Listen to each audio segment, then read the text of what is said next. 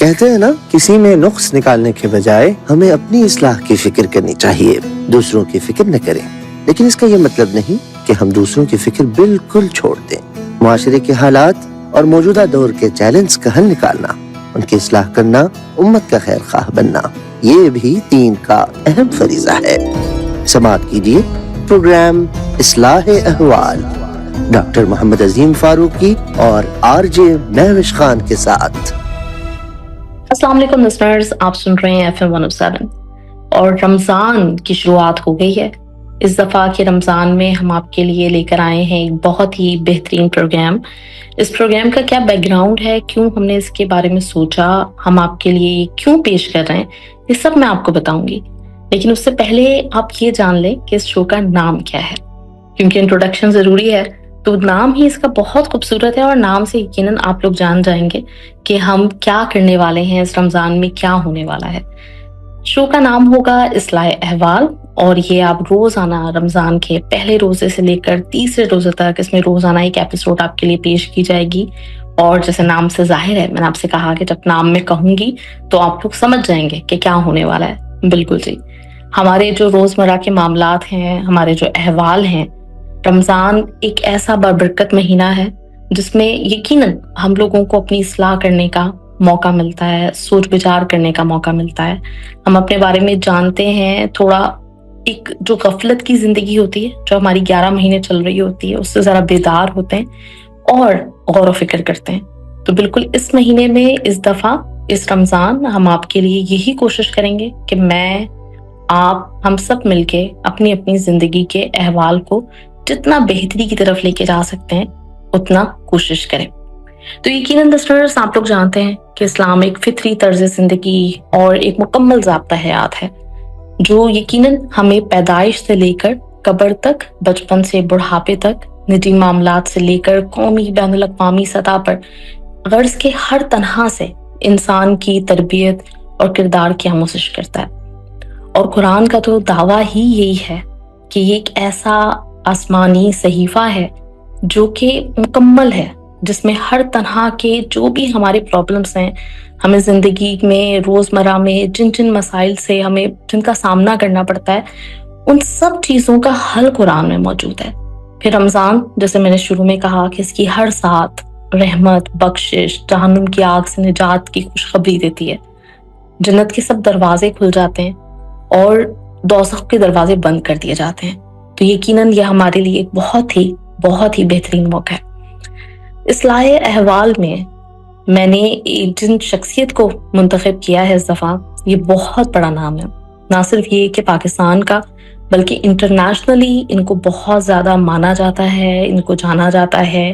ان کی لاکھوں اسٹوڈنٹس ہیں جو ان سے تربیت لے کے، ان سے تعلیم لے کے آج اپنی اپنی فیلڈز میں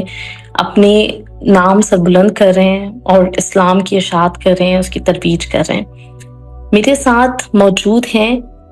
یہ وہ شخصیت ہیں، میں یہاں پہ یہ بھی ضرور بتانا چاہوں گی کہ پچھلے 2 رمضان پہلے جب ہم نے ایک سلسلہ رکھا تھا جس میں ہم نے دنیا کے معروف و مشہور اسکالرز کے انٹرویوز کیے تھے، تو اس وقت میں نے ان کا انٹرویو بھی کیا تھا اور میں بہت ان سے انسپائر ہوئی تھی، اور میں نے اسی وقت یہ سوچ لیا تھا کہ آنے والے دنوں میں ہم کوئی نہ کوئی شو ایسا ضرور کریں گے جس میں ان کے ساتھ خاص طور پہ کچھ نشستیں ہوں گی اور ان سے بات کی جائے گی، کیونکہ امپریس ہونے کی وجہ ہے۔ اور اگر آپ کے ذہن میں وہ انٹرویو آ گیا ہو خاص مہمان والا، تو میں آپ کو بتاتی چلوں کہ ہمارے ساتھ ڈاکٹر محمد عظیم فاروقی صاحب ہیں، اور ان کا جو سب سے بڑا جو کمال ہے، وہ جس سے میں بہت زیادہ انسپائر ہوئی تھی، ویسے تو بے شمار خوبیوں کے مالک ہیں، بہت ہی ہمبل شخصیت ہے ان کی، بہت اخلاق سے، محبت سے بات کرتے ہیں۔ گزشتہ 40 سال سے یہ شعبہ تعلیم و تدریس سے وابستہ ہیں۔ انہوں نے 20 سے زیادہ کتابیں لکھی ہیں، اور میرے لیے جو بہت ہی زیادہ امپریسو بات رہی تھی وہ یہ تھی کہ انہوں نے 20 سے زیادہ مضامین میں ماسٹرز کیا ہے۔ انہوں نے علوم اسلامیہ میں ایم فل کیا، پی ایچ ڈی کی ڈگریاں حاصل کی، اور مطلب بے شمار چیزیں ان کے کریڈٹ پر ہیں۔ تو میں اپنے شو میں ویلکم کروں گی، میری بہت ہی خوش نصیبی کہ میرے ساتھ موجود ہیں ڈاکٹر محمد عظیم فاروقی صاحب۔ السلام علیکم سر۔ وعلیکم السلام رحمۃ اللہ علیہ۔ سر بہت شکریہ، آپ نے ہمیں وقت دیا۔ اور جیسے میں نے کہا کہ 2 سال پہلے آپ کا ایک انٹرویو کیا تھا، اور جس میں جب مجھے پتا چلا تھا کہ ماشاء اللہ سے آپ نے اتنی ڈگریز لی ہوئی ہیں، اور میرے سوال کا آپ نے جواب بھی دیا تھا. آپ نے کہا تھا کہ اتنی ڈگریز، میں نے پوچھا تھا آپ سے کہ اتنی ڈگریز لینے کی ضرورت کیوں پڑی، کیونکہ آج کل تو لوگوں کے پاس اتنا وقت نہیں ہوتا کہ وہ ایک کتاب پڑھ سکیں. آپ ماشاء اللہ اپنی پوری زندگی اپنی تعلیم میں، ترویج میں، اور اپنی ساتھ ساتھ تعلیم جاری رکھتے ہوئے گزاری. تو آپ نے مجھے جواب دیا تھا جو میرے لیے نا ایک ذہن میں رہ گیا تھا، کہ میں بیسکلی یہ جاننا چاہتا تھا کہ یہ جو دین کی ترویج ہے، اس میں یہ جتنے بھی علوم ہیں یہ کس طرح سے مددگار ثابت ہو سکتے ہیں، اور کس طرح ہم اس کی بدولت اور مزید دین کو آسان بنا سکتے ہیں. تو میں ایک دفعہ پھر بتانا چاہوں گی کہ ڈاکٹر صاحب نے ادبیات، انگریزی، اردو، عربی، فارسی، پنجابی میں MOL یعنی کہ ماسٹرز آف اورینٹل لرننگ انہوں نے یہ تعلیم حاصل کی. پھر انہوں نے علوم سیاسیات، معاشیات LLB کیا ہے. صحافت میں ڈگری ہے ان کے پاس. کمپیوٹر سائنس، MBA، فلسفہ، تاریخ، ایجوکیشن، اس کے ساتھ بین الاقوامی تعلقات، پاکستانی اسٹڈیز کے ساتھ ساتھ مختلف ریسرچ بھی انہوں نے کی. اور یہ بہت سارے تجربات ان کے ساتھ ہیں، مختلف بہت ہی دنیا کے بہترین جو انسٹیٹیوٹس ہیں ان کے ساتھ وابستہ رہے ہیں. اور ٹی وی پہ ان کے بے شمار شوز ہم نے دیکھے، ان کو سنا. اور اس دفعہ یہ جیسے میں نے پہلے بھی کہا کہ آنر ہمارے نصیب میں آیا ہے FM 107 قطر کے، کہ ہمارے ساتھ پورا مہینہ موجود رہیں گے. جی سر، تو آپ کا یہ جو ایک تعارف ہے نا 20 سے زیادہ ڈگریز والا، تو اس حساب سے میں نے سب سے پہلے یہ سوچا کہ آج پہلا روزہ ہے اور ہم سب سے پہلے ایک تنہا کا انٹروڈکٹری یہ شو کر رہے ہیں. تو جو میرے ذہن میں اس وقت ایک تشنگی رہ گئی تھی جب میں نے آپ سے سوال کیا تھا، تو میں آج یہ جاننا چاہوں گی. آج کا ہم ٹاپک ہی بیسکلی یہ رکھیں گے کہ جیسے آپ نے جواب دیا کہ جو قرآن اور سنت ہے اس کے حوالے سے آپ کے اندر جستجو رہی کہ آپ مختلف علوم حاصل کرتے چلے جائیں اور مختلف چیزیں جانتے چلے جائیں، پھر اس کو ایک طرح سے ان علوم کو سیڑھی بنا کے دین اسلام کی جو اشاعت ہے، جو اس کی تعلیمات ہیں، اس کو پھیلانے کی کوشش کریں. تو سر یہ جو سلسلہ ہے اس کے بارے میں بھی میں جاننا چاہوں گی، اور ساتھ میں یہ بھی سوال کروں گی کہ قرآن و سنت کی جو تعلیمات ہیں اس کو اگر آپ مختصر الفاظ میں ایک تو ہماری رہنمائی کریں، اور ساتھ میں یہ بھی آپ مجھے بتائیے گا کہ کس طرح سے یہ سلسلہ شروع ہوا تھا آپ کا. بسم اللہ الرحمن الرحیم. السلام علیکم آل لسنرز. میں سب سے پہلے محترمہ معوش عدنان صاحبہ کا شکریہ ادا کرتا ہوں، اور ان کے ساتھ قطر کے نیشنل ریڈیو چینل اور انتظامیہ کا بھی دل کے اتھاہ گہرائیوں سے شکر گزار ہوں، جنہوں نے ماہ رمضان مبارک کی مقدس ساعتوں میں اللہ تعالیٰ کی طرف سے مخلوق کو عطا کردہ ان گنت حسنات و برکات کو سمیٹنے میں مجھ ناچیز کو بھی شامل کیا. اللہ کریم تمام منتظمین کی جملہ کاوشوں کو اعلیٰ درجے میں قبول و منظور فرمائے، اور تمام شرکاء لسنرز کو بھی اپنی بے پناہ رحمتوں سے مالا مال کرے. آمین. آج اس مبارک سیریز کے پہلے پروگرام میں پوچھے گئے سوال کے حوالے سے میں عرض کرتا ہوں کہ یقیناً یہ ہر سننے والا تجسس میں آ جاتا ہے کہ کیا ضرورت پڑی، ایک ماسٹر کر لیا، اس میں MPhil کر لیتے، PhD کر لیتے، تو اسی میں فردر ریسرچ ہوتی رہتی. تو میرے بھی دل میں یہی بات لوگوں نے ڈالنے کی کوشش کی، لیکن میرا موقف یہ تھا کہ ہمارا یعنی ہم تمام مسلمانوں کا یہ دعویٰ ہے کہ وَلَا يَابِسٍ إِلَّا فِي كِتَابٍ مُبِينٍ، کوئی خشک اور تر شے ایسی نہیں جس کا ذکر قرآن میں نہ ہو. اور اس کا دعویٰ بھی ہے فِيهِ كُتُبٌ قَيِّمَةٌ، اس میں تمام علوم ہے، تمام کتابیں اللہ نے اور ان کے علوم و فنون کو جمع کر دیا ہے. لیکن یہ کیسے پتہ چلے کہ واقعتاً اس میں تمام جو جدید اور قدیم معاشی نظریات ہیں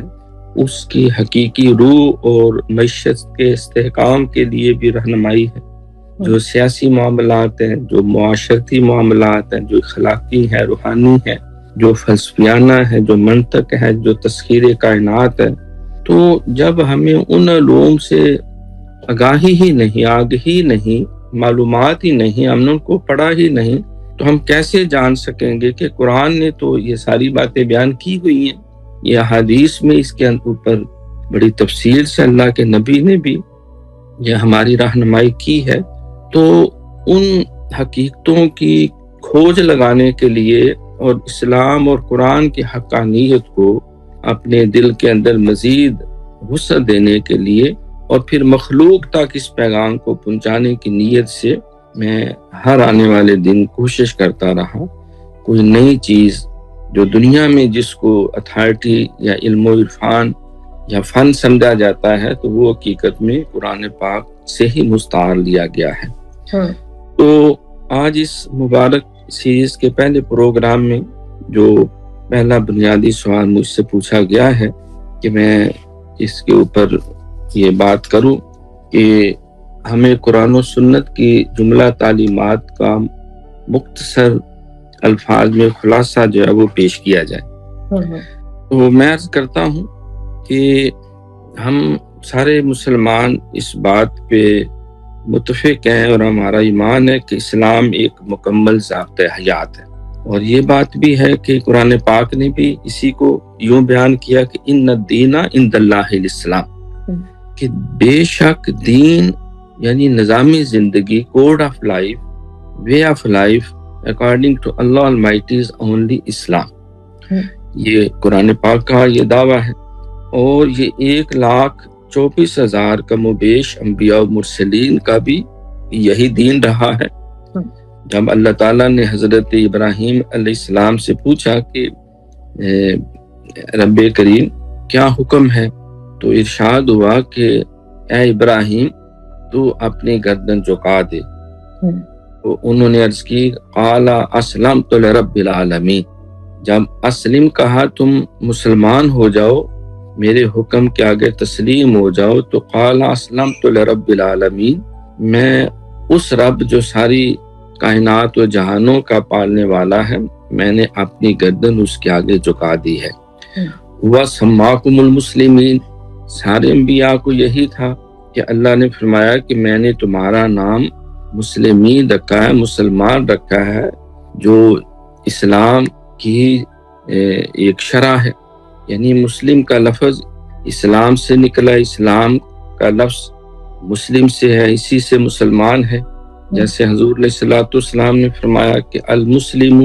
من سلم المسلمون من لسانہ و یدہ، تو ایک ہی حدیث میں دونوں لفظ آگے کہ مسلمان وہ ہے جس سے سلامتی میں رہیں باقی مسلمان، باقی انسان۔ تو اس اعتبار سے یہ اسلام جو ہے یہی ایک دین فطرت ہے، 1,24,000 کم و بیش انبیاء و مرسلین کا یہی دین رہا ہے، اور اپنے آخری نبی جناب محمد رسول اللہ صلی اللہ علیہ وآلہ وسلم کو بھی اللہ کریم نے اسی دین کی ترویج کے لیے بھیجا، اور یہی آپ کو حکم ہوا کہ وَاتَّبِعْ مِلَّتَ إِبْرَاهِيمَ حَنِيفًا، اے میرے محبوب آپ بھی ملت ابراہیم اسی کی پیروی کریں جو ہر باطل سے جدا ہے، جو ایک مکمل نظام زندگی ہے۔ اور وَاتَّخِذُوا مِن مُقَامِ إِبْرَاهِيمَ مُصَلًّى، جس مصلی پہ جہاں قدم ابراہیم نے رکھے آپ بھی اسی کے اوپر قدم رکھے۔ لَقَدْ كَانَتْ لَكُمْ أُسْوَةٌ حَسَنَةٌ فِي إِبْرَاهِيمَ، اے میرے نبی آپ کے لیے حضرت ابراہیم علیہ السلام ہی اسوہ حسنہ ہے، آپ اپنی امت کے لیے، ساری انسانیت کے لیے اسوہ حسنہ ہے۔ لَقَدْ كَانَ لَكُمْ فِي رَسُولِ اللَّهِ أُسْوَةٌ حَسَنَةٌ، اور آپ کے لیے اسوہ حسنہ حضرت ابراہیم علیہ السلام ہے۔ تو قرآن پاک میں بھی جو اللہ نے آخری آیت نازل کی اس میں بھی یہی تھا، الْيَوْمَ أَكْمَلْتُ لَكُمْ دِينَكُمْ وَأَتْمَمْتُ عَلَيْكُمْ نِعْمَتِي وَرَضِيتُ لَكُمُ الْإِسْلَامَ دِينًا، آج کے دن میں نے تمہارا دین مکمل کر دیا اور نعمتیں مکمل کر دی، اور میں نے پسند کیا تمہارے لیے دین اسلام کو۔ وَرَضِيتُ لَكُمُ الْإِسْلَامَ دِينًا، اسلام کو بطور ایک طرز زندگی کے، ایک ضابطۂ حیات کے میں نے پسند کیا۔ پھر آگے یہ بھی ساتھ ہی کہہ دیا وَمَن يَبْتَغِ غَيْرَ الْإِسْلَامَ دِينًا فَلَن يُقْبَلَ مِنْهُ، بھائی اس کے علاوہ اگر کوئی اور طرز زندگی یا ضابطۂ حیات لاؤ گے اسلام کو چھوڑ کے تو تم سے قبول نہیں کیا جائے گا۔ جب مشرکین عرب نے بھی آپ سے کہا کہ کچھ کمپرومائز کر لیں، کچھ آپ ہماری مان لیں، کچھ ہم آپ کی مان لیں، کوئی ہم درمیانہ سا راستہ نکال کے کوئی طرز زندگی بنا لیں، تو ان کو بھی یہی حکم ہوا کہ انہیں کہہ دو لکم دینکم ولی دین، بھئی تمہارے لیے تمہارا دین ہے،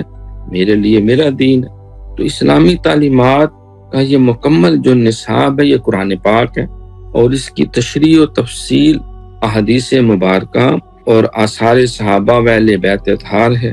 اور سیرت اور سنت خیر الانام یہ قرآن مقدس کی گویا کہ عملی تصویر بھی ہے، تعبیر بھی ہے اور تفسیر بھی ہے، کیونکہ قرآن پاک نے ہی اس بات کی گواہی دی کہ تمہارے لیے میرے نبی کی زندگی اسوہ حسنہ ہے، اور یہ بھی ارشاد ہوا وما ینطق عن الہویٰ ان ہوا الا وحی یوحیٰ، کہ یہ میرا نبی اپنی مرضی سے تو کوئی بات نہیں کہتا، جو کچھ اس کی طرف وحی کیا جاتا ہے یہ تو اسی کو پیش کرتا ہے۔ تو گویا کہ آپ کے ہر بات کو اللہ کریم نے اپنی طرف منسوب کیا کہ میرے حکم میری مرضی کے بغیر، میری وحی کے بغیر یہ نبی کچھ نہیں کہتا، اور یہ بھی کہہ دیا وما آتاکم الرسول فخذوہ وما نہاکم عنہ فانتہوا، جو کچھ تمہیں میرا رسول دے بھئی اس کو لے لو، اور جس چیز سے تمہیں منع کرے تم اس سے باز آ جاؤ۔ تو اس لیے تمام مفسرین و محدثین نے وحی مطلوب اور وحی غیر مطلوب کی اس اصطلاحات کو بیان کیا، یعنی وحی مطلوب وہ وحی جس کی تلاوت کی جاتی ہے نماز میں، اور وحی غیر مطلوب جو ہے تو اللہ کا حکم اور وحی ہے، لیکن جو نبی علیہ الصلوۃ والسلام آپ کی جو سنت ہے، آپ کی جو سیرت ہے، آپ کا جو کردار ہے، جس کو ہم نماز میں تلاوت تو نہیں کرتے لیکن اپنی زندگیوں میں اسی کے اوپر ہم عمل پیرا ہوتے ہیں۔ تو اب علماء و محققین نے قرآن و سنت کی تعلیمات کو دو بنیادی حصوں میں تقسیم کیا، جس سے مقصود تطہیر فکر و عمل ہے۔ یعنی اب قرآن دین کا جو خلاصہ ہے، جو قرآن کا خلاصہ میں آپ کی خدمت میں عرض کر رہا ہوں، ہمیں قرآن و سنت سے دو چیزیں ملی، تطہیر فکر و عمل، یعنی ہماری فکر سوچ وہ بھی پاک ہو جائے اور ہمارا کردار بھی پاک ہو جائے۔ تو پھر سب سے پہلا نمبر اس میں ہوا کہ اس میں پہلے نمبر پر اعتقادات اور ایمانیات ہیں، جس کو ہم عقیدہ کہتے ہیں، یعنی جس سے ہماری فکر کی تطہیر ہوتی ہے، ہمارا عقیدہ پاک ہوتا ہے، ہمارا ایمان مستحکم ہوتا ہے، ان کو عقائد بھی کہتے ہیں، اعتقادات بھی کہتے ہیں، انہی کو ایمانیات کہتے ہیں۔ جو 5 بنیادی ارکان ایمان جو ہیں، توحید، رسالت، کتب، ملائکہ اور آخرت،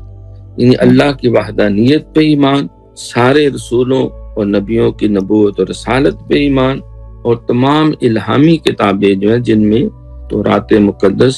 جس میں زبور مقدس، جس میں انجیل مقدس، اور آخر میں قرآن پاک اور دیگر صحائف جو مختلف صحیفے اللہ نے مختلف انبیاء اور مرسلین کو دیے، تو یہ آسمانی کتابیں، تمام ملائکہ پہ ایمان اور روز آخرت پر۔ تو اعتقادات میں یہ ارکان ایمان یہ بنیادی طور پہ 5 بنے، اس میں بعض کا 6واں 7واں بھی حشر نشر بھی بیان کیا جاتا ہے، قیامت کے دن ساری مخلوق ایک دفعہ فنا ہوگی، پھر اللہ سب کو زندگی دے گا، اور اس میں 7ویں نمبر پر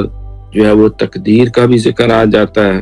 کہ وَالْقَدْرِ خَيْرِ وَشَرِّهِ مِنَ اللَّهِ تعالی، لیکن یہ آخرت کے عقیدے کے اندر یہ ساری چیزیں شامل کی جاتی۔ اب دوسرے نمبر پہ آ جاتے ہیں اعمال، یعنی ہمیں قرآن و سنت سے 2 چیزیں ملی، ایک تو ہمیں فکر ایمان یعنی عقیدہ ملا، دوسرا عمل ملا۔ اب جب عمل کی طرف ہم آتے ہیں جو دوسرے نمبر پہ، تو یہ اعمال ہیں جن کو ہم حقوق اللہ، نمبر 2 حقوق العباد، اور نمبر 3 جو ذاتی اخلاق حسنہ ہے اس سے تعبیر کیا جا سکتا ہے۔ یعنی ہمیں اعمال کی تطہیر میں یا اعمال کو بجا لانے میں سب سے پہلے حقوق اللہ ہے، جن کو ہم ارکان اسلام کہتے ہیں، یعنی کلمہ طیبہ، نماز، روزہ، حج، زکوٰۃ، جہاد وغیرہ۔ تو پہلے نمبر پہ حقوق اللہ ہوئے، دوسرے پہ پھر آ جاتے حقوق العباد،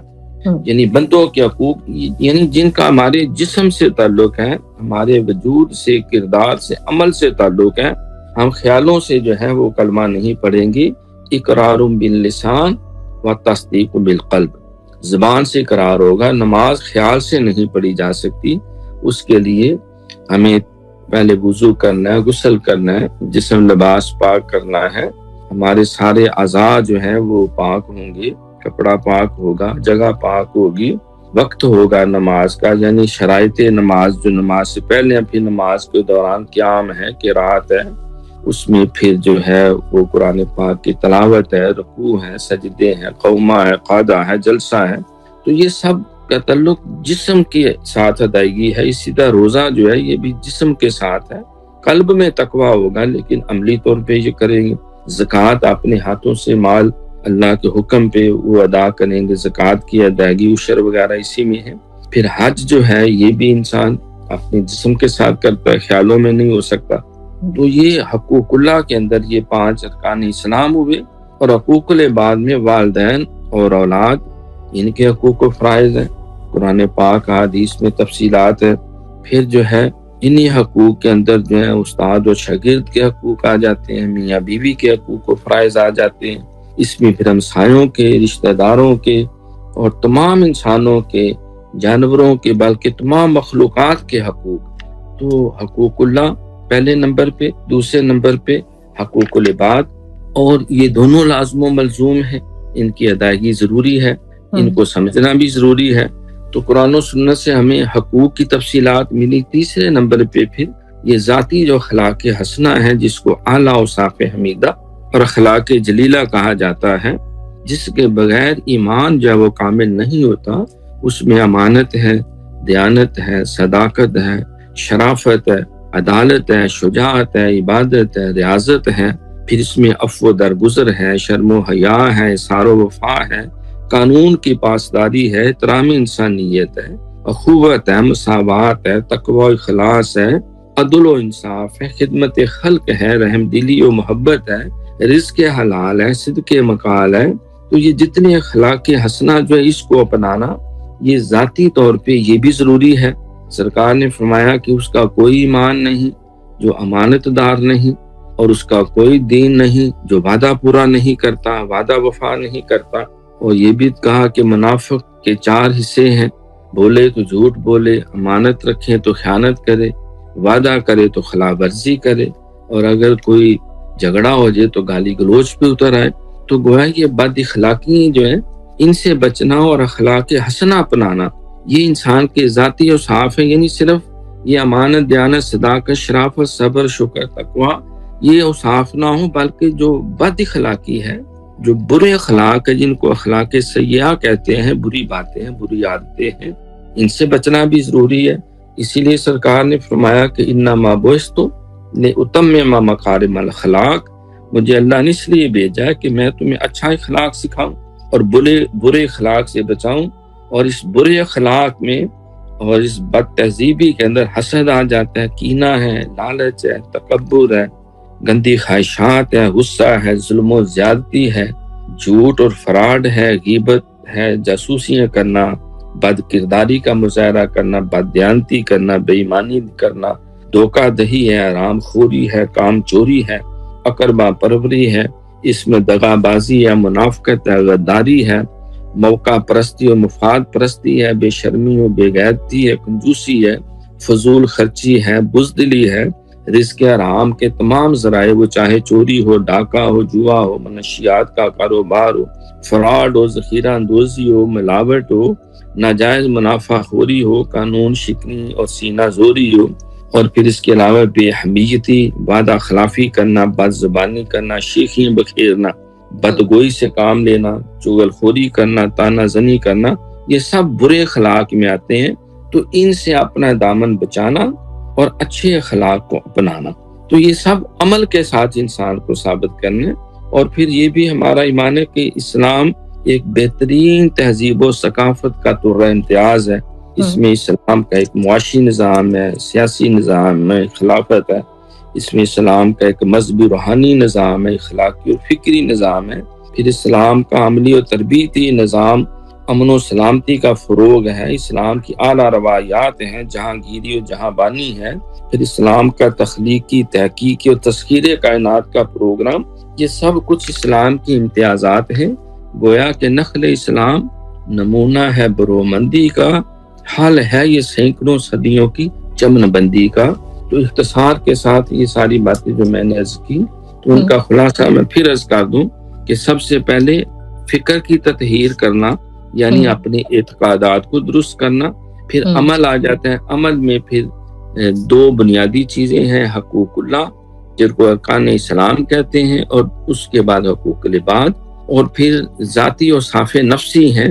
اس میں اخلاق حسنہ کو اپنانا اور اخلاق سیئہ سے اپنے دامن کو بچانا. پھر ایک عالمگیر امن سلامتی کے لیے اسلام نے ایک جو معاشرتی، سیاسی، اقتصادی، روحانی اور اخلاقی نظام دیا ہے. تو گویا کہ یہ سارا اسلامی تعلیمات کا ایک خلاصہ ہے جو میں نے آپ کی خدمت میں عرض کیا ہے، اسی کو اسلام کا اعلیٰ تہذیبی اور ثقافتی ورثہ کہا جاتا ہے. بہت خوب، بہت زبردست. اچھا سر، تو یہاں پہ ہم ایک بریک لے لیتے ہیں اور بریک کے فوراً بعد ہم واپس آئیں گے. تو میں آپ سے یہ سوال کروں گی کہ آپ نے ایک طرح سے کیٹیگرائز کیا ہے کہ قرآن میں اور جو ہمارے پاس اسلام کو سمجھنے کا جو تعلیمات ہیں اس کی، تو ہم مختلف 4 کیٹیگریز میں اس کو ہم رکھ سکتے ہیں. تو میں آپ سے یہ جاننا چاہوں گی کہ کس طرح سے ان سے یہ جو تعلیمات ہیں ان سے بہرہ مند ہوا جا سکتا ہے. لیکن ہم آتے ہیں بریک کے بعد. اس طرح سے ہم ایک بریک لے رہے ہیں، بریک کے بعد واپس آتے ہیں. تو یہ سوال میں ڈاکٹر صاحب کی خدمت میں رکھوں گی اور وہ اس کا جواب دیں گے. آپ ہمارے ساتھ ہی رہیے، سنتے رہیں FM 107 دل سے دیسی. اصلاح احوال ڈاکٹر محمد عظیم فاروقی اور RJ مہوش خان کے ساتھ. Listeners welcome back. میرے ساتھ ڈاکٹر صاحب موجود ہیں اور ہم نے ان سے سوال کیا تھا اور اس کا ہم جواب طلب کرتے ہیں ان سے. جی ڈاکٹر صاحب. یہ بہت ایک بنیادی نقطہ ہے کہ جب انسان کو ایک منزل کا تعین مل جائے کہ یہ میرا ٹارگٹ آف لائف ہے، this is destination of my life and this is the way to salvation and success and victory. وہ سب سے مشکل کام وہ منزل کا تعین ہوتا ہے کہ میں نے پہنچنا کہاں ہے، میری زندگی کا مقصد کیا ہے. جس طرح حضرت اقبال نے کہا کہ میری زندگی کا مقصد تیرے دین کی سرفرازی، میری زندگی کا مقصد تیرے دین کی سرفرازی، میں اسی لیے مسلمان، میں اسی لیے نمازی. اور قرآن میں حضور علیہ الصلوۃ والسلام سے بھی کہا کہ آپ اعلان کر دیں، قل ان صلاتی و نسکی و محیای و مماتی للہ رب العالمین لا شریک لہ وبذالک امرت وانا اول المسلمین. آپ کہہ دیں بے شک میری نماز، میری زندگی، میری موت، میری قربانی، میرا سب کچھ جو ہے اللہ رب العالمین کی رضا حاصل کرنا ہے، اور مجھے یہی حکم دیا گیا ہے، اور میں یہی اعلان کرتا ہوں کہ اللہ کے سوا کوئی عبادت کے لائق نہیں. اور سب سے پہلے میں تسلیم ہوتا ہوں، سب سے پہلے میں اللہ کے آگے اپنی گردن جھکا کے اس بات کی شہادت دیتا ہوں کہ شہادت ہے مطلوب مقصود مومن، نہ مال غنیمت نہ کشور کشائی. تو اس اعتبار سے منزل کا تعین یہ پہلا اور بنیادی کام ہے جو یقیناً مشکل بھی ہے، تھوڑا سا دماغ سوزی والا بھی ہے. تو جب ہم نے اوپر ایک تعین کر لیا کہ ہمیں قرآن و سنت سے جو چیزیں ملتی ہیں وہ تطہیر فکر و عمل ہے، اب ہم اس ٹارگٹ کو اچیو کیسے کر سکتے ہیں اور ان نعمتوں سے کس طرح بہرہ یاب ہو سکتے ہیں جو ہمیں قرآن مقدس اور نبی علیہ الصلوۃ والسلام نے اپنی تعلیمات و سنت میں عطا فرمائی ہے. تو اس میں پہلا نقطہ یہ ہے کہ حصول علم جو ہے، کیونکہ ان چیزوں کو حاصل کرنے کے لیے حضرت امام ربانی شیخ احمد سرندی رحمۃ اللہ علیہ فرماتے ہیں کہ ہمیں قرآن و سنت سے 2 قسم کے بنیادی احکامات ملے. نمبر 1 علم کیا حصول ملا، اور نمبر 2 پھر اس علم کو حاصل کر کے اس پہ عمل جو ہے عمل کرنے کا حکم ملا. وَتَوَاصَوْا بِالْحَقِّ وَتَوَاصَوْا بِالصَّبْرِ. پہلے کہا کہ والعصر، قسم ہے زمانے کی، ان الانسان لفی خسر، بے شک ہر انسان گھاٹے میں ہے، الا الذین آمنوا وعملوا الصالحات وتواصوا بالحق وتواصوا بالصبر، مگر وہ گھاٹے میں نہیں جو ایمان حاصل کر چکے، وہ گھاٹے میں نہیں جو اعمال صالح بجا لا چکے، وہ گھاٹے میں نہیں جو حق پہ چلتے رہے اور حق کی ترویج کرتے رہے، وہ گھاٹے میں نہیں جو راستے کی مشکلات پہ خود بھی صبر کرتے رہے، اور باقیوں کو بھی صبر کی وصیت کرتے رہے۔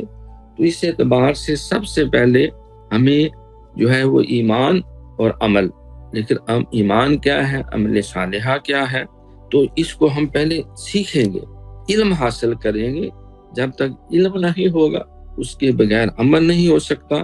اسی لیے حضور علیہ الصلوۃ والسلام نے فرمایا، دیکھو بھائی، اطلب العلم من المہد الی اللحد، تم گود سے گود تک علم حاصل کرو، اور اس طرح علم حاصل کرو، اطلب العلم لو کان بالسین، اگر تمہیں چین بھی جانا پڑے تب بھی علم حاصل کرو۔ اور ترغیب دینے کے لیے مزید فرمایا کہ الحکمۃ دالۃ المومن فحیث وجدہا فہو احق بہا، یہ علم، یہ حکمت، یہ دانائی، یہ مومن کا گمشدہ خزانہ ہے، جہاں سے ملے اس کو لے لو۔ پھر صرف علم کی ترغیب نہیں دی، کیونکہ قرآن مقدس تو سراپا علم کی ترویج کا حکم دیتا ہے۔ تو رب زدنی علما،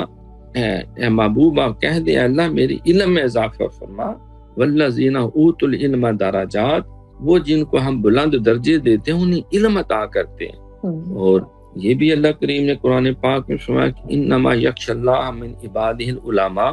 جو اللہ کی خشیت اور تقوی کا اعلیٰ درجہ حاصل کرتے ہیں وہ صاحبان علم ہوتے ہیں۔ اور سرکار نے فرمایا کہ العلماء ورثۃ الانبیاء، علماء جو ہیں صاحبان علم ہی نبیوں کے وارث ہیں، اور علماء امتی کا انبیاء بنی اسرائیل، میری امت کے علماء یہ بنی اسرائیل کے انبیاء کی طرح ہیں۔ اب جب ہم تربیت حصول علم کے لیے نکلیں گے تو حضور علیہ الصلوۃ والسلام نے فرمایا کہ جب تم اس ٹارگٹ کو اچیو کرنے کے لیے چل پڑے ہو، بہرہ مند ہونے کا تم نے عزم کر لیا ہے، تم خاطر جمع رکھو، من سالک طریقا یطلب فی علما سالک اللہ بہ طریقا من طرق الجنہ، فرمایا سن لو، جو علم حاصل کرنے کے لیے کسی بھی راہ پہ چلے گا، اب اس میں دینی علوم بھی شامل ہے، دنیاوی علوم بھی شامل ہے، جس میں اللہ کی رضا مقصود ہے، مخلوق کی خیر خواہی اور بھلائی مقصود ہے، کیونکہ سرکار کا فرمان ہے خیر الناس من ینفع الناس، لوگوں میں سب سے بہتر وہ ہے جو مخلوق کو زیادہ نفع دیتا ہے۔ یہ بھی فرمایا کہ افضلکم اور خیرکم من تعلم القرآن وعلمہ، جو زیادہ علم حاصل کرتا ہے اس کو سکھاتا ہے، سن لو وہ تم میں سب سے افضل ہے، تم میں سب سے بہتر ہے۔ تو ساتھ یہ اطمینان بھی دیا کہ فرمایا کہ من سالہ کا جو چل پڑتا ہے طریقاً کسی راستے پر، یا تو لوگوں کہ وہ طلب کرے، حاصل کرے، طالب علم بنے، فیہ علما، علم، سالک اللہ بہ طریقا من طرق الجنہ، تو وہ خاطر جمع رکھے، وہ اکیلا نہیں ہے، اللہ نے اس کو اپنی طرف منسوب کیا کہ اللہ خود چلا دیتا ہے اسے، یعنی اللہ اس کی دستگیری کرتا ہے،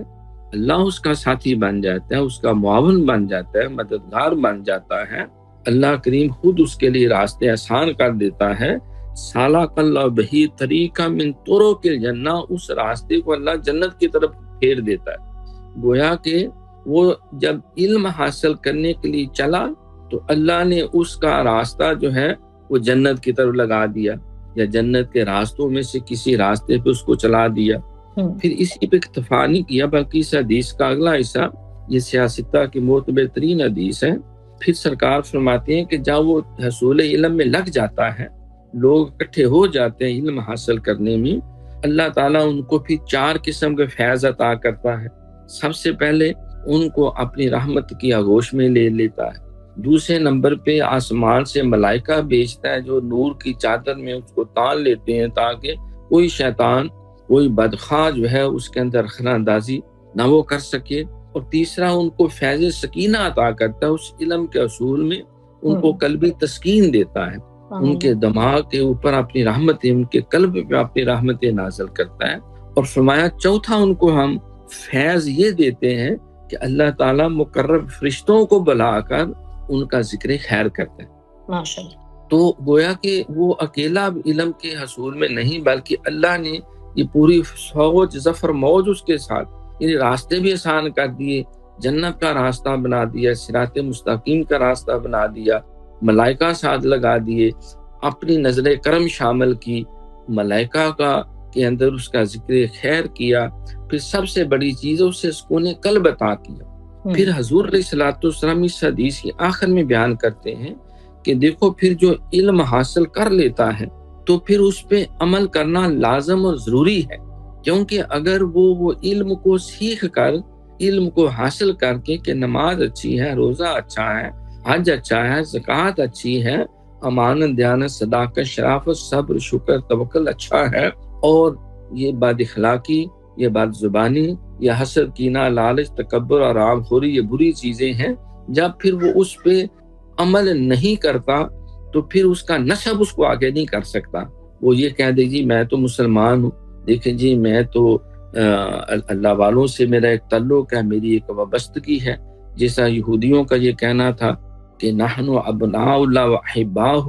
بھئی ہم تو اللہ کے بیٹے ہیں اور اللہ کے بڑے جو ہے وہ لاڈلے اور چہیتے ہیں، ہم اللہ کے بڑے محبوب ہیں۔ تو اللہ نے فرمایا تو یہ تو بات ہی غلط ہے، تم نے میرا وعدہ پورا نہیں کیا، میں نے کہا تھا اوف بعہدکم، تو میرے ساتھ وعدہ جو کیا وہ پورا کرو، جو تمہیں میں نے تعلیم دی، میں نے آخری نبی دیا، قرآن دیا، اس کو پڑھو، سمجھو، اس پہ عمل کرو، تو میں تمہارا وعدہ پورا کیوں کروں گا؟ بلکہ ان کی ملامت کی کہ فباؤ بغضب اللہ غضب، وہ اللہ کے غضب کا شکار ہوئے، وضربت علیہم الذلۃ والمسکنہ،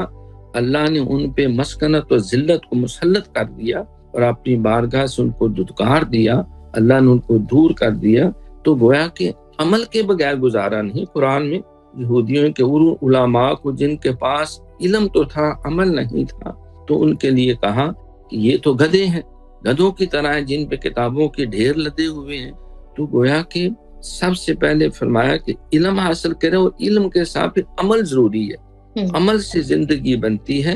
جنت بھی جہنم بھی۔ یہ خاکی اپنی فطرت میں نہ نوری ہے نہ ناری ہے۔ اللہ نے انسانوں کو پیدا کیا، وما خلقت الجن والانس الا لیعبدون، اور میں نے جنوں انسانوں کو پیدا کیا کہ وہ میری عبادت کرے، اور عبادت ہو نہیں سکتی جب تک ان کے پاس علم نہیں ہوگا، اس پہ عمل نہیں ہوگا۔ امام ربانی مجدد الثانی رحمۃ اللہ علیہ فرماتے ہیں ہمیں دین سے جو 3 بنیادی چیزیں ملتی ہیں، پہلے علم، پھر اس کے مطابق عمل، پھر اس کے اندر اخلاص، رضوان من اللہ اکبر، اللہ کی رضا حاصل کرنا، یہ بنیادی مقصد ہو۔ تو لہٰذا پہلے نمبر پر علم کا حصول ہے، پھر اس کے بعد عمل ہے، اور پھر اس عمل میں اخلاق اور للہیت کا وصف پیدا کرنا ہے۔ حضور علیہ الصلوۃ والسلام نے فرمایا کہ سن لو، ان اللہ لا ينظر الى صورکم ولا الى اموالکم ولکن ينظر الى قلوبکم ونیاتہم، کہ اللہ تعالیٰ تمہارے شکلوں کو اور مالوں کو نہیں دیکھتا، بلکہ وہ تمہارے دلوں کو اور اس کے اندر تقویٰ جو ہے اور اس کی نیتوں کو دیکھتا ہے۔ اور یہ بھی کہا قرآن پاک نے لن ینال اللہ لحومها ولا دماؤها ولکن ینالہ التقویٰ منکم، اللہ تعالیٰ تمہارے قربانی کے جانوروں کا گوشت یا خون استعمال نہیں کرتا، بلکہ وہ تمہارے دل کے اندر جو تقویٰ ہے، جو اخلاص، اس کو دیکھتے نہیں۔ علم بھی ضروری، عمل بھی ضروری، اس کے اندر تقویٰ اور اخلاص بھی ضروری ہے۔ اور یہ بھی قرآن میں اعلان کیا کہ لا یوم لا ینفع مال ولا بنون الا من اتى اللہ بقلب سلیم، کہ قیامت کے دن صرف تمہارے مال اور بیٹے تمہیں نفع نہیں دیں گے، مگر وہ اللہ کی بارگاہ میں معتبر ہوگا جو قلب سلیم لے کے آئے گا۔ علم بھی تھا، عمل بھی تھا، اور عمل کے اندر اخلاص بھی تھا، تطہیر قلب بھی تھا، دل کی پاکیزگی بھی تھی۔ چاہتے سب ہیں کہ ہوں اوج ثریا پہ مقیم، پہلے پیدا تو کریں ویسا قلب سلیم۔ تو لہٰذا یہ بات سامنے آ چکی کہ ہمیں علم حاصل کرنا ہے۔ ماشاء اللہ، زبردست۔ یہ بہت ہی بہترین بات ہے، اور یہ ایک طرح سے دیکھا جائے عام لوگوں کی اس کی طرف توجہ نہیں ہوتی۔ یہاں پہ میں یہ ضرور کہنا چاہوں گی، لوگ سمجھتے ہیں کہ اگر آپ نے تھوڑا بہت دین کو سمجھ لیا ہے، قرآن پڑھ لیا ہے، ترجمے کے ساتھ پڑھ لیا ہے، تو بہت زیادہ لوگ اس علمی جستجو میں پڑھتے نہیں ہیں۔ لوگوں کا خیال یہی ہوتا ہے کہ بس کافی ہے، محدود علم۔ بلکہ میں نے بہت سارے لوگوں کو یہ بھی کہتے سنا کہ جتنا زیادہ علم ہوتا ہے اتنی زیادہ پکڑ بھی ہوتی ہے، تو بہتر ہے کہ محدود علم ہو، محدود پکڑ ہوگی۔ یہ ماں جہالت ہے۔ اللہ نے کلام پاک میں ارشاد فرمایا سن لو ففروا الی اللہ، حکم دیا کہ اللہ کی طرف دوڑو، اللہ کی رضا حاصل کرو۔ بلکہ قرآن میں الفاظ ہے یا ایھا الذین آمنوا، سورہ محمد میں یا ایھا الذین آمنوا तंसुरुल्लाह यंसुरकुम व युसब्बित क़दामकुम, ऐ ईमान वालो तुम अल्लाह की मदद करो, तंसुरुल्लाह तुम अल्लाह की मदद करो, यंसुरकुम अल्लाह तुम्हारी मदद करेगा, व युसब्बित क़दामकुम तुम्हारे कदमों को जमा देगा, कायम कर देगा। तो अल्लाह की क्या मदद हम कर सकते हैं? अल्लाह की मदद यही है कि जो 1,24,000 कम बेश अंबिया मुरसलीन जो दीन लेके आए, जो तालीमात लेके उसको पढ़ें, उसको समझें और उस पर अमल करें। फिर अमल करने के साथ अपने भाइयों को, अजीजों को, कुआन खुसफ महलीकुम नारा, भाई अपने आप को भी जहन्नम की आग से बचाओ, अपने बाल बच्चों को भी बचाओ। और ये भी कहा कि कुल्लुकुम राइन व कुल्लुकुम मसऊलुन अन रइयतिही, तुम में से हर कोई निगहबान है और हर एक से उसकी रैयत के बारे में पूछेंगे कि भाई तुमने उनकी खैर खाही, भलाई या रहनुमाई के लिए क्या किया। तो जो अंबिया का मिशन है, जो सारे सहाबा का मिशन रहा, जो अहले बैत अतहार का मिशन है, जो औलिया का, उलमाए दीन का है, तो वो तो दीन सीखना है। अब दीन ये तो नहीं कहते कि आप रिज़्क़ हलाल ना कमाएं, रिज़्क़ हलाल कमाना भी जरूरी है। वो कैसे कमाएंगे जब इल्म ही नहीं होगा? जैसे कि मैंने हदीस आपको अर्ज की, सरकार फरमाते हैं जो इल्म के तलाश में खलासे नियत से चल पड़ता, अल्लाह उसको अनअटेंडेड नहीं छोड़ता, अल्लाह ताला उसको बेराह रबों के लिए नहीं छोड़ता, अल्लाह उसकी दस्तगीरी करता है, उसकी रहनुमाई करता है, जन्नत के रास्तों में से किसी रास्ते पे लगा देता है। और जहाँ भी वो रह जाए या जिंदगी वफा ना करे तो वो जन्नती है। और फरमाया कि जो इल्म हासिल करने के लिए निकला था, वो मरने के बाद कब्र में भी उसको इल्म तकमील करवाई जाएगी, उसको कुरान सिखाया जाएगा। ये वाहिद इल्म है जिसके बारे में सरकार ने फरमाया कि जो इल्म हासिल करता करता फौत भी हो जाए तो अल्लाह करीम मलाइका की ड्यूटी लगाएंगे कि मरने के बाद उसको तकमील करवाएंगे। और अल्लाह की किताब में वो एक मुकम्मल आलिम के तौर पे, एक मुहक्की के तौर पे जो इखलास नियत से वो चल पड़ा था, अल्लाह उसका दर्जा अता कर देंगे उसको। तो लिहाजा ये कहना कि जितना सीखेंगे उतना ज्यादा अमल करना पड़ेगा, ऐसा नहीं। फस्ताबिकुल खैरात, अल्लाह ने कुरान में कहा कि तुम नेकियों में सबकत ले जाओ, आगे बढ़ने की कोशिश करो, गुनाहों में पीछे रहो, बल्कि गुनाहों में पड़ो ही ना, लेकिन जब नेकी करने निकले हो तो फिर थर्ड डिवीजन नहीं, सबकत ले जाओ। आप क्लास रहे हैं कि मैं आगे चले जाओ, वो दौड़ो तो सही, काम शुरू तो करो। उठ बांध कमर क्या डरता है, फिर देख खुदा क्या करता है। तो गोया कि अल्लाह ताला का दीन सीखने से, कुरान के करीब होने से अल्लाह रब्बुल आलमीन दस्तगीरी करते हैं, रास्ते आसान होते हैं।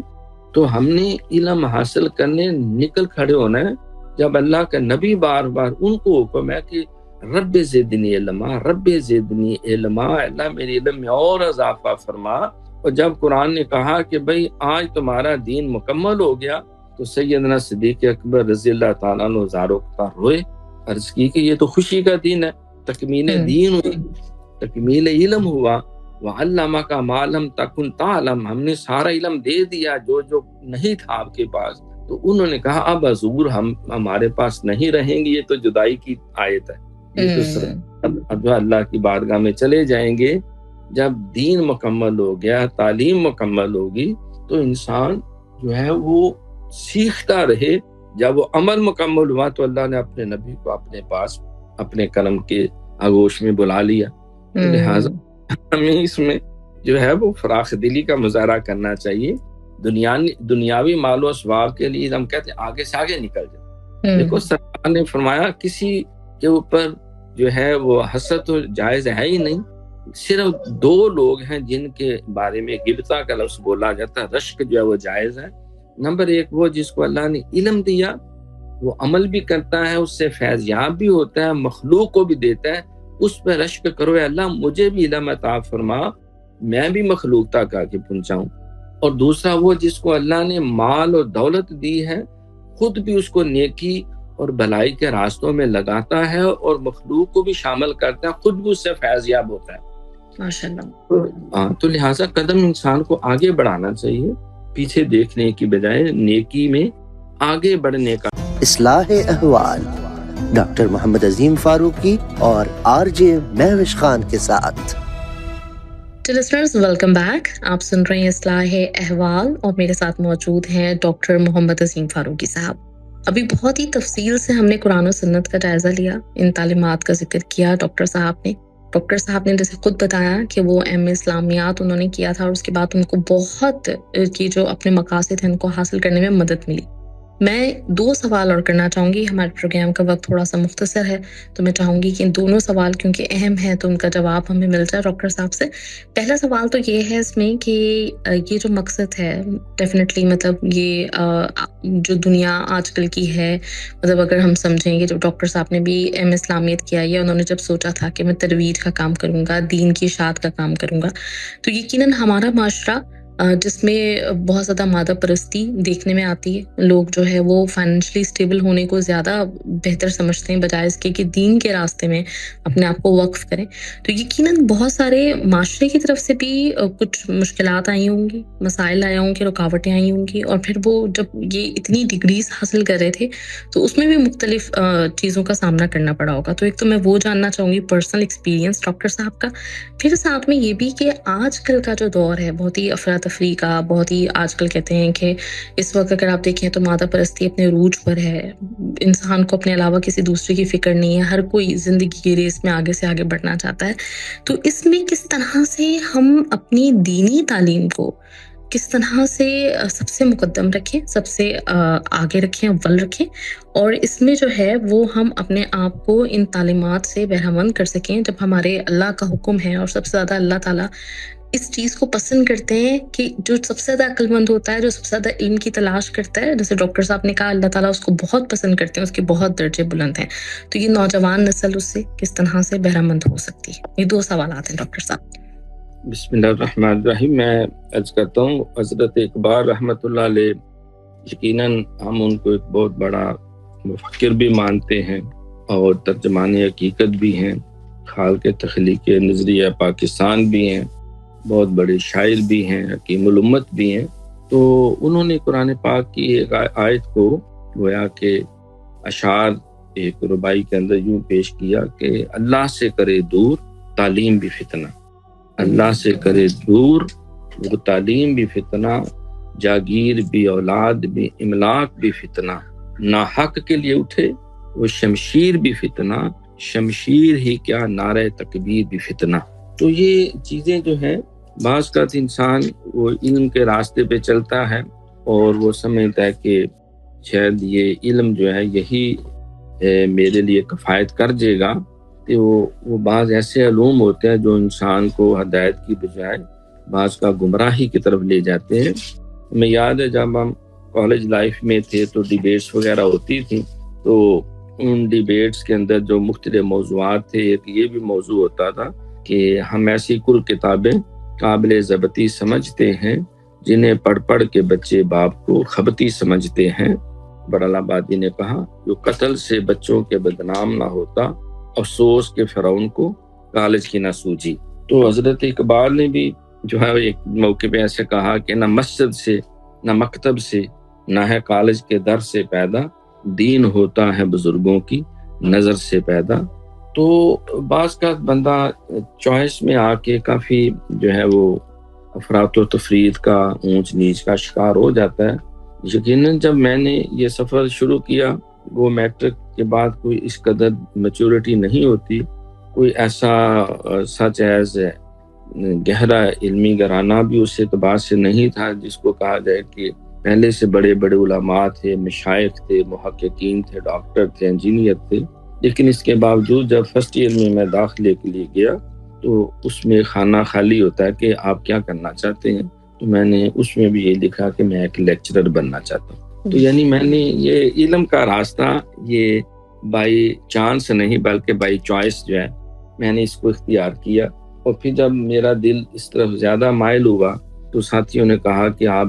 ڈاکٹری کریں، آپ انجینئرنگ کریں، آپ پائلٹ بنیں، آپ جو ہے وہ آرمی آفیسر بنیں یا فلاں فلاں شعبہ ہائی زندگی میں جائیں۔ تو اس دوران پھر اللہ تعالیٰ نے شیخ مکرم کی طرف سے ایسی رہنمائی دی تھی کہ میں سمجھتا تھا کہ وَمَا فِي الْأَرْضِ مِن دَابَّةٍ إِلَّا عَلَى اللَّهِ رِزْقُهَا، کہ روزی روٹی کے لیے محض جو ہے وہ علم حاصل کرنا یہ کوئی شاید ٹارگٹ آف لائف نہیں ہے، کیونکہ روزی روٹی اللہ نے فرمایا یہ میرے ذمہ ہے، صرف انسانوں کی نہیں جانوروں کی بھی۔ بلکہ قرآن میں یہ جگہ اللہ فرماتا ہے کیا تم نے دیکھا اتنے جانور جو ہیں کس قدر جو ہیں وہ درندے ہیں، پرندے ہیں، چرندے ہیں، پھر سمندر کے اندر کتنی مخلوقات مچھلی ہیں، انہیں رزق تم دیتے ہو، تو ان کو میں رزق دیتا ہوں اور سارے روزی روٹی کھا کے ہی سوتے ہیں اور بھوکا نہیں سونے دیتا، میں ان کی ضروریات کی کفالت کرتا ہوں۔ تو اس اعتبار سے یہ مخمصے آتے ہیں۔ مجھے بھی اکثر ساتھیوں نے کہا کہ فاروقی صاحب آپ یہ ہم اسلامی اسٹڈیز کر رہے ہیں تو آپ کیا کریں گے؟ اس دور کی بات ہے جس وقت بہت زیادہ جو ہے وہ مادہ پرستی موجودہ دور کی طرح اور بھی عجیب نوعیت کی تھی، ترقی کے راستے بظاہر تھوڑے نظر آتے تھے۔ تو میرا صاحب کو ایک ہی جواب ہوتا تھا، بھی بات یہ ہے کہ اگر جس اللہ کے آگے میں سجدہ کرتا ہوں اگر وہی مال کو خالق ہے اس کائنات کا، پھر مجھے کوئی ڈر نہیں، اور اس کا وعدہ ہے کہ میں اپنے مخلص بندوں کو جو تقوی کی راہ پہ چلتے ہیں ان کو میں نعمتوں سے محروم نہیں رکھتا اور ان کو دست نظر نہیں ہونے دیتا۔ میں اپنی جناب سے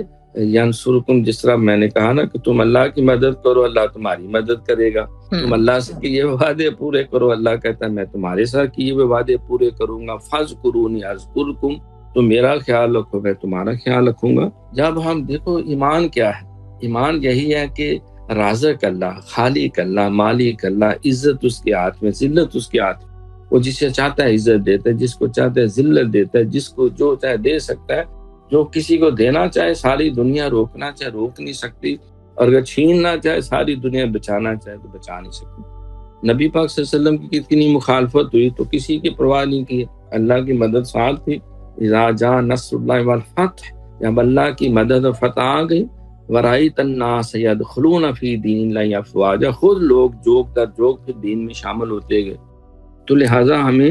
دین سیکھنے کے لیے کسی ملامت کی کوئی پرواہ نہیں کرنی چاہیے۔ مولا مجھے اس کا ڈر نہیں ہے کہ بدل گیا زمانہ، میری زندگی ہے تم سے، کہیں تم بدل نہ جانا۔ جب رب راضی تو سب راضی، جب اللہ ساتھ ہے تو پھر کس چیز کا ڈر ہے؟ پھر دنیا جو ہے جو مرضی کہتی پھرے، اللہ تعالیٰ اپنی رحمت سے منزلوں پہ لے جاتا ہے۔ اور آج کل کیونکہ جیسا کہ سوال میں بھی ہے کہ یہ مادہ پرستی و تہذیبوں کے تصادم کا ماحول ہے، تو نوجوان طبقہ جو ہے بالخصوص اور باقی لوگ بالعموم جو ہے وہ کس طرح اپنے آپ کو دین کے علوم و فنون سے بہرہ یاب کر سکتے ہیں۔ تو سن لیں، رکاوٹیں آتی ہیں۔ مجھے یاد ہے جب میں نے قرآن پاک کو پڑھنا سمجھنا شروع کیا، میں ایک جگہ میں نے شروع کیا، وہ سارے اسٹوڈنٹ بھاگ گئے ایک ایک کر کے، بھئی یہ ترجمہ تفسیر کیا چیز ہے۔ پھر میں نے پتہ چلا تجوید و قرات بڑا ضروری ہے۔ اب بغیر کسی مبالغہ میزی کے کم از کم 11 استادوں کے پاس میں گیا، یعنی وہ بس کبھی اس طرف لگا دیا یہ اخفاء ایسے ہے، یہ اظہار ایسے ہے، اصل چیز نہ بتائیں، لہجہ ٹھیک کریں، سر صحیح بنائیں، ساز ایسا کریں، گلا ایسا کریں۔ تو اصل جو بکس تھی وہ کوشش کرتے کرتے پھر اللہ نے 11ویں اور 12ویں نمبر پہ ایسے اساتذہ عطا کر دیے جنہوں نے پھر ساتھ بٹھا کے پورا علم تجوید و قرات پڑھایا۔ انہوں نے سارے اوصاف جو حروف کے اوصاف ہیں وہ بتائے، تلفظات بتائے، اخفاء اظہار گناہ ماد شاد ساری چیزیں انہوں نے پھر تجوید و قرات کا علم سکھایا۔ پھر اپنے شیخ سے قرآن پاک پڑھا، پھر حدیث پڑھی، پھر فقہ کی تعلیم پڑھی، پھر تصوف کی ساری تعلیم پڑھی۔ تو اللہ نے پھر آسانی پیدا کر دی۔ تو لہٰذا ہمیں جو ہے وہ اللہ کی، جب ہم کہتے ہیں مسلمان ہیں، یہ ماہ رمضان اس کی برکت حسنات ہے، ہمارا ایمان ہے۔ ہم نے دیکھا تو نہیں جنت کے دروازے بند ہوئے، اللہ کے نبی نے کہا کہ غلقت ابواب الجہنم وفتحت ابواب الجنہ، جنت کے دروازے کھلے، ہم نے مان لیا